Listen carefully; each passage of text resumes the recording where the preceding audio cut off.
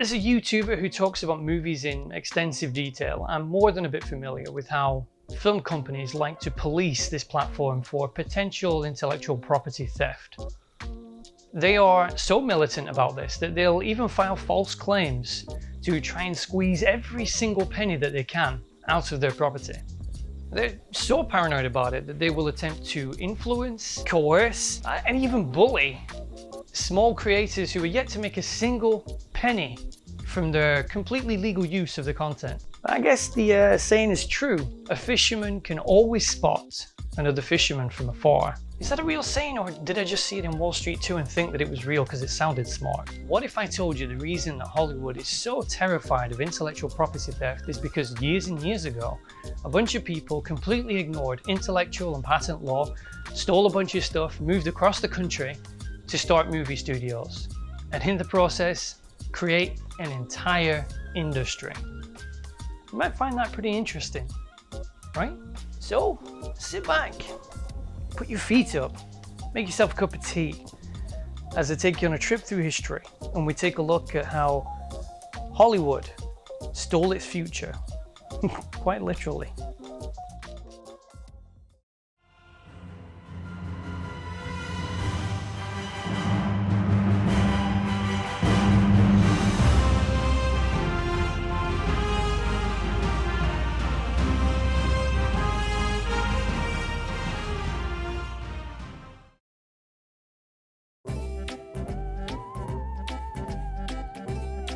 Our story begins in 1890s America, in the birthplace of the film industry, New York City. What? New York? Surely you mean California? Actually, I don't. You see, up until about the 1910s, the film industry was located in New York, because that's where the theatre industry was. And considering the film industry was an extension of the theatre industry, it made sense for them both to be in the same place. Although projected movies for entertainment had been around since the mid-1890s, it wasn't until the early 1910s that they started to become more popular. This was partly due to the fact that suddenly, much more movies were being made than in the years preceding. But before I talk about why that is, I need to set the scene a little.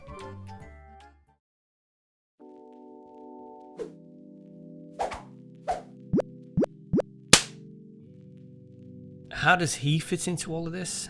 Well, he invented the equipment used to make movies. Actually, invented is a slight distortion of the truth.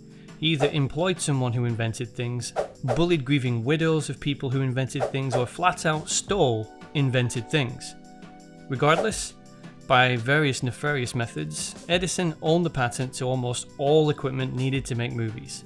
He owned the patent to cameras, lenses, mechanisms inside cameras. He also owned the patents to every kind of light bulb needed to light the sets, which in a turn of the century New York winter was absolutely necessary. And as one of my personal favourite heroes, Nikola Tesla, can confirm, Edison was a massive dickhead when it came to patents. He charged enormous licensing fees, and through his legally established monopoly, the Motion Picture Patents Association, he viciously sued anyone who refused to pay the fees. This meant that any independent filmmakers couldn't even get a foot in the door, which in turn led to Edison and his trust controlling the entire industry. Edison either sued people who couldn't pay until they went bankrupt and left the industry, or, most times, he sent a couple of less than reputable individuals around to that person's house and persuaded them to leave the industry. Hook or by crook, Edison controlled the whole damn thing. Most times by crook. After the years of, frankly, bullshit treatment of Edison and his thugs, film producer D.W. Griffith took a crew to California and decided that there were quite a few advantages to shooting movies in California. The weather.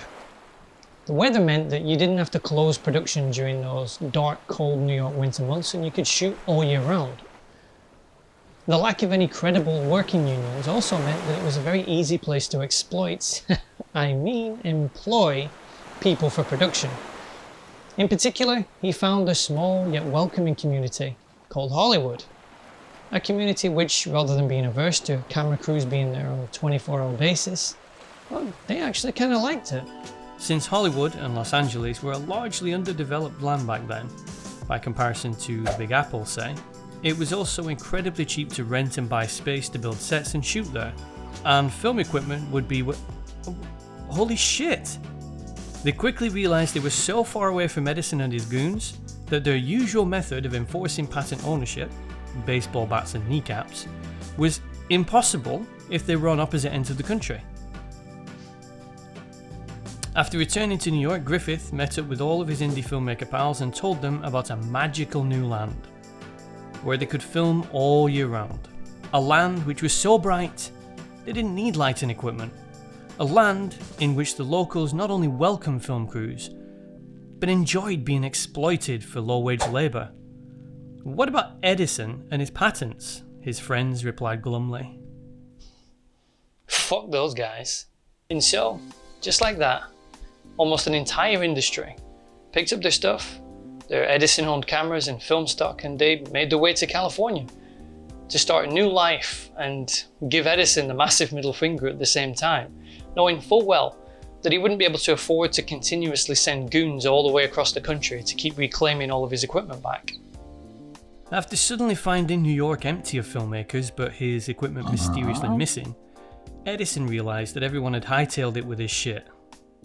Edison decided to do something that he had never done before, something which in his mind was an absolute last resort to get back his stuff. He used the legal system. During the first few years in Hollywood, Edison switched from relentlessly abusing filmmakers to relentlessly attempting to abuse the legal system to enforce his completely manufactured yet also completely legal monopoly. Everyone in Hollywood found themselves summoned to court to defend themselves in an intellectual property theft lawsuit. When the first few failed, he did what any reasonable person would do. He found thousands more. I'm not kidding. I doubt that in the history of the legal system, no one individual has ever served more lawsuits in a 10-year period as what Thomas Edison did in his 10-year battle with Hollywood. Carl Laemmle, the founder of Universal Pictures, was personally served 289 lawsuits in 10 years. But California, they had an ace up their sleeve. Edison may have issued thousands of lawsuits to enforce his, at the time, completely legal right to the equipment that was stolen, but he failed in almost all of them. The aforementioned Carl Laemmle won all 289 suits, which is a batting average that even a steroid and crack-infused Babe Ruth could only dream of if he'd been smoking angel dust all day. So how did they win so many? Well, before the filmmakers had moved out to Hollywood, it was just a small place with a stable but low-growth economy. Once the filmmakers had started studios, bought soundstage space, and employed thousands of people and literally created an industry where once it did not exist, the now booming city of Los Angeles wanted to protect its new cash cow, and so they were a little unmotivated in helping Edison pursue those suits. Eventually, the US courts and regulators realised that they'd turned a blind eye to some pretty outrageous stuff from Edison, and slapped him with antitrust infractions, and his company was reduced to rubble, leaving the Hollywood bandits free to utilise their stolen intellectual property and grow the industry even further by allowing everyone the freedom to express themselves without fear of reprisals from nasty copyright, patent and IP lawsuits. Right?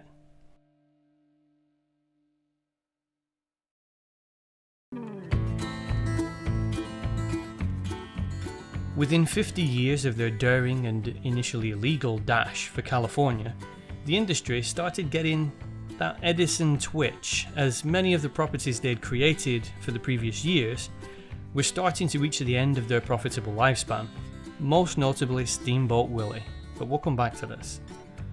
Like Edison before them, the film industry had collectively devised plans to not only retain the rights to their own stuff, but also steal works that they didn't own yet. Prior to this, copyright law protected the work for 28 years. Film industry lobbyists sought to change the law and grant further extension. In 1978, they were finally successful in extending the copyright. Suddenly, it was the author's life plus 50 years after death. A provision was put in there, however, for fair use, something which the film industry would come to regret later. In 1998, it was extended again, When Disney realized they were about to lose the license to Mickey Mouse, he was about to move into public domain, so Disney spent ridiculous sums of money lobbying politicians into changing the copyright law again, and they were successful. Now it was 120 years, which led to a lot of people dubbing this the Mickey Mouse Protection Act. While it could be said that these are just the actions of companies preserving what is rightfully theirs, the fact that they took all those works from the original authors and then twisted the law to preserve their ownership, I would call it excessively perverse. If that's not enough, the one-time pirates turned legit business jerks have once again taken to the digital high seas and started enacting the very thing that they were accusing others of doing: piracy.